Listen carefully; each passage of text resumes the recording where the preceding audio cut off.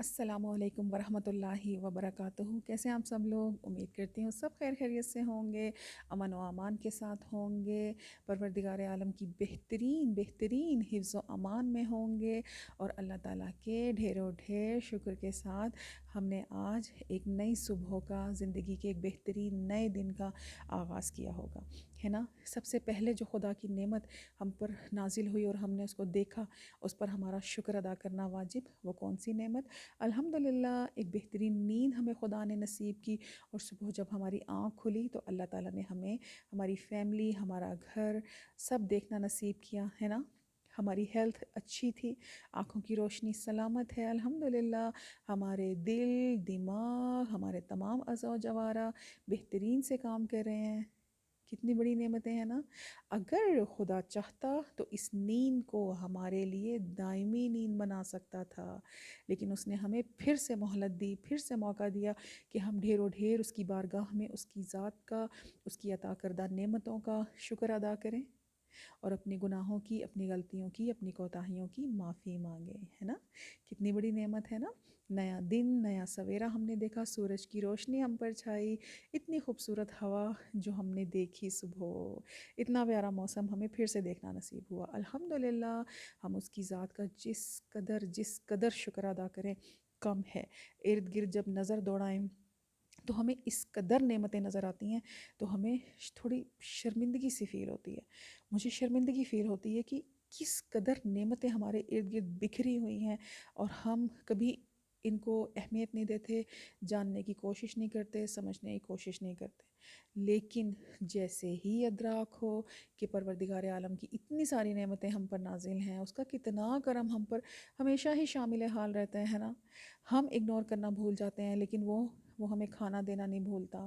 ہم بھوک جب لگتی ہے تو بھوک پر کھانا مل جاتا ہے، پیاس پر پانی مل جاتا ہے نا۔ اتنے اچھے سے ہم سانس لے رہے ہیں، کتنی اچھی اور فری آکسیجن ہمارے ارد گرد ہے نا۔ کتنی بڑی بڑی نعمتیں ہیں جنہیں ہم اگنور کر جاتے ہیں۔ تو ہم پروردگار عالمین کا بہترین شکر ادا کرتے ہیں، کوشش میں ہیں، کوشش کر رہے ہیں، اور کوشش کرتے رہیں گے کہ زندگی نام ہی کوشش کرتے رہنے کا ہے۔ کسی ایج میں، کسی عمر میں جو ہے کوشش کبھی سٹاپ نہیں ہونی چاہیے، ہے نا۔ یہ تو سب سلسلہ چلتا ہی رہتا ہے جب تک زندگی ہے، اور ہم خدا سے دعا کرتے ہیں پروردگار عالم ہمیں بہترین آگاہی والی، معرفت والی، شکر والی، اور اس کی ڈھیر و ڈھیر نعمتوں کا شکر ادا کرنے والی زندگی عطا فرمائے، الہی آمین، ہے نا۔ اتنی پیاری پیاری باتوں کے ساتھ اور خدا کے بہترین شکر کے ساتھ آج اتوار کے دن، آج کی دعا کے ساتھ میں آپ کے سامنے حاضر ہوں۔ آئیے اس کا ترجمہ ہم سب مل کے سنتے ہیں۔ الحمدللہ، اعوذ باللہ من شر الشیطان اللعین الرجیم، بسم اللہ الرحمن الرحیم۔ الحمدللہ الحمدللہ الحمدللہ کہ اس نے ہمیں آج کا دن پھر سے دیکھنا نصیب کیا، ہے نا۔ جی، بسم اللہ الرحمن الرحیم، اس اللہ کے نام سے کہ جس کے فضل و کرم کے علاوہ کسی سے امید نہیں رکھتی، اسی کے عدل سے ڈرتی ہوں، اسی کے قول پر بھروسہ رکھتی ہوں، اور اسی کی رسی کے علاوہ کسی سے تمسک نہیں رکھتی۔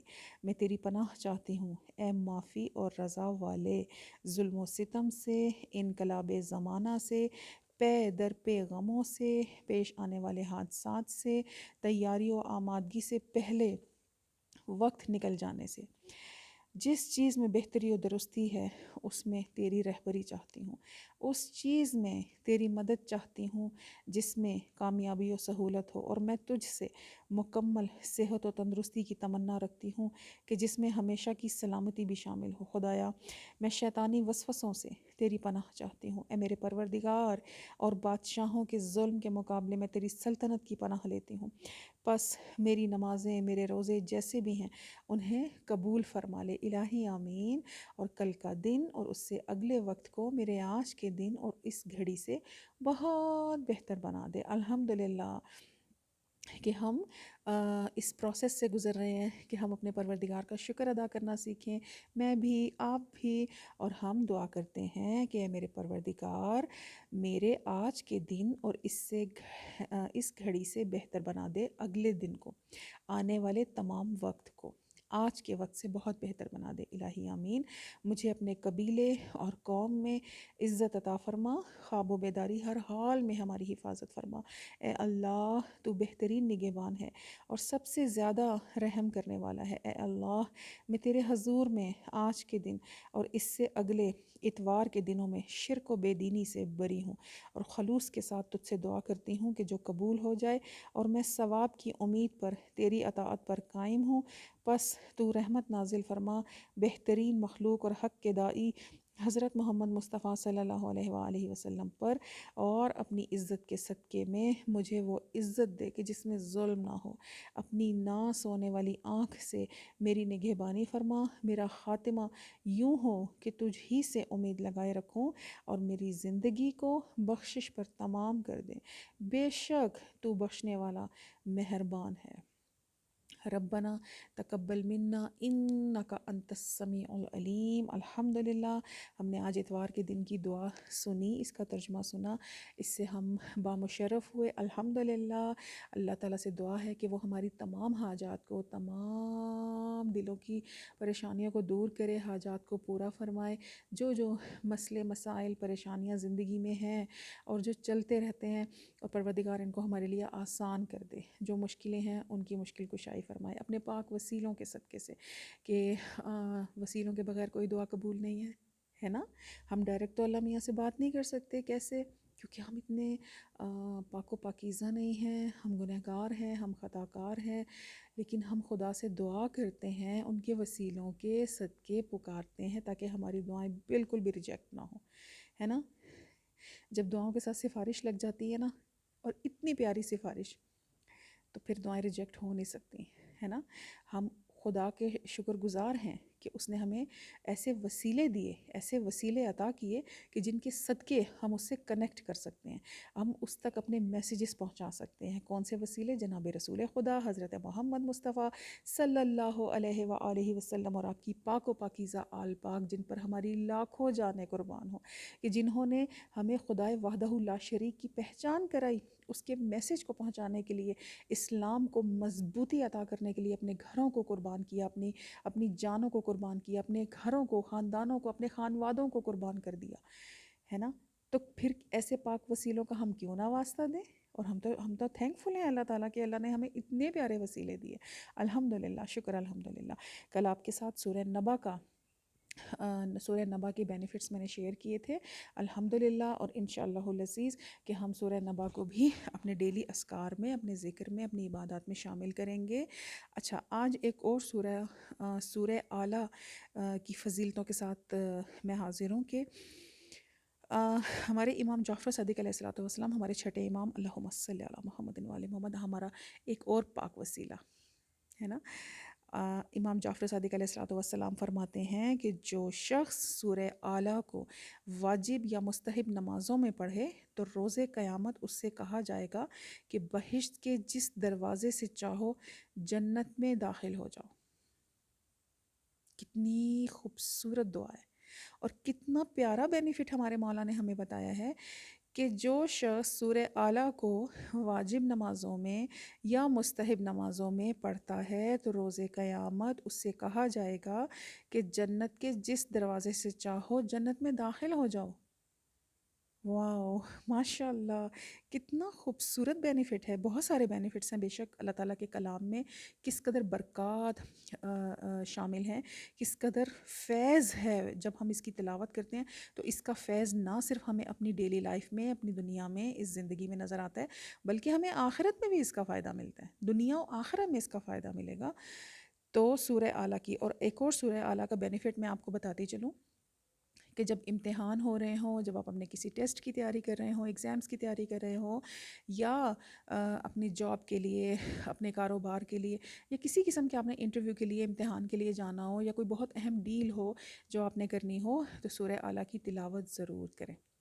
سورہ اعلیٰ کی تلاوت، اب دیکھیں اس کے ترجمے سے میں آپ کو اس کا تھوڑا سا ترجمہ میں آپ کی خدمت میں پیش کروں گی، کہ دیکھیے جس سے ہمیں تھوڑا سا آئیڈیا ہوگا کہ کیونکہ ہم جو بھی آیت پڑھتے ہیں، جو بھی سورہ کی تلاوت کرتے ہیں، تو ہمیں اس کا ترجمہ بھی ساتھ پڑھنا چاہیے، ہمیں سمجھ میں آئے کہ ہم اس کو اس موقع پر کیوں پڑھ رہے ہیں، ہے نا، کیونکہ قرآن پاک کی تمام تر آیات، تمام تر جو اللہ تعالیٰ کی آیات ہیں، سورہ ہیں، وہ جیسے حالات ہوتے تھے ان حالات کے حساب سے وہی نازل کی جاتی تھی نا ہمارے نبی برحق پر.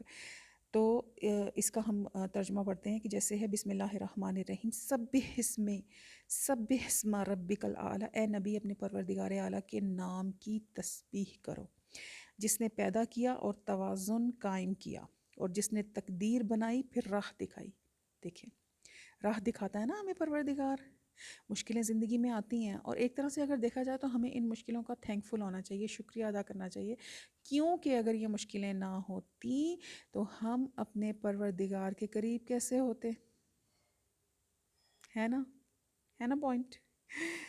تو پروردگار عالم کیا فرماتے ہیں کہ اے نبی اپنے پروردگار اعلیٰ کے نام کی تسبیح کرو، جس نے پیدا کیا اور توازن قائم کیا، اور جس نے تقدیر بنائی پھر راہ دکھائی، اور جس نے چارہ اگایا پھر کچھ دیر بعد اسے سیاہ خاشاک کر دیا. ان قریب ہم آپ کو پڑھائیں گے پھر آپ نہیں بھولیں گے. دیکھیں ہم جس موقع پر جو سورہ پڑھ رہے ہوتے ہیں ہمیں اس کا ترجمہ بھی ضرور پڑھنا چاہیے کہ اس موقع، اس مشکل کے لیے، اس حاجت کے لیے ہم یہی سورہ کیوں پڑھ رہے ہیں نا. تو ہمیں پتہ ہونا چاہیے نا. تو سورہ اعلیٰ دیکھیے کہ امتحانات کے لیے جب ہمیں کچھ یاد نہ ہو رہا ہو، کچھ ٹیسٹ ہوں بچوں کے، بڑوں کے، کچھ بھی ہو، کسی فیلڈ میں آپ نے جانا ہو، کسی انٹرویو کے لیے آپ نے جانا ہو. اچھا تو دیکھیے اب اس کے ترجمے سے ہم اندازہ لگا سکتے ہیں کہ ہمیں ہمارا پروردگار کیا فرما رہا ہے کہ ان قریب ہم آپ کو پڑھائیں گے اور آپ نہیں بھولیں گے، ہے نا.